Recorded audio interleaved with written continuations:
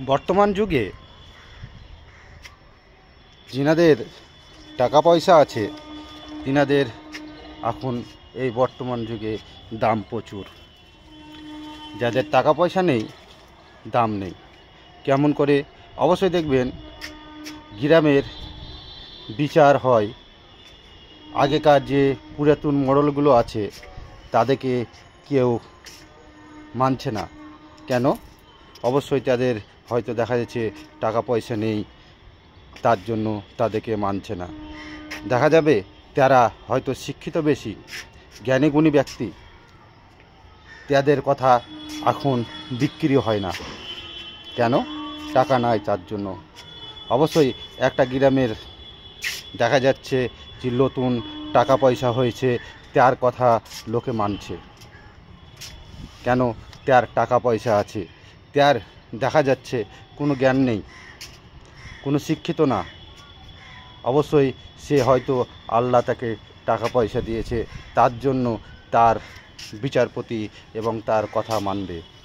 একটা পুরাতন লোক আছে, তার টাকা পয়সা নেই, হয়তো পুরাতন মোড়ল ছিল, এখন হয়তো কমজোরি হয়ে গেছে, তার হয়তো দেখা যাচ্ছে টাকা পয়সা নাই বলে তার আর বিক্রি হয় না কথা। সে একটা জ্ঞানী ব্যক্তি, সে একটা মান্যগণ্য ব্যক্তি, তাও তার কথা বিক্রি হয় না। কেন? টাকা নেই তাই বলে বিক্রি হয় না। দেখা যাবে এখনকার নতুন হয়তো টাকা পয়সা হয়েছে, সে শিক্ষা নেই, কিন্তু তার জ্ঞান নেই, তার বিচার করার কোনো তার জ্ঞান নেই। সে লোক এখন বিচার করছে। কেন? তার টাকা পয়সা আছে, তার জন্য সে আজ বিচারক হয়েছে।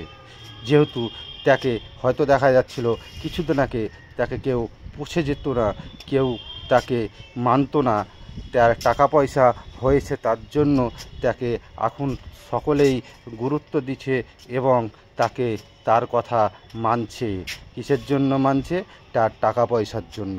তাকে সম্মান করে না, মানুষ করছে টাকা পয়সাকে সম্মান। তাই না ভাইজান?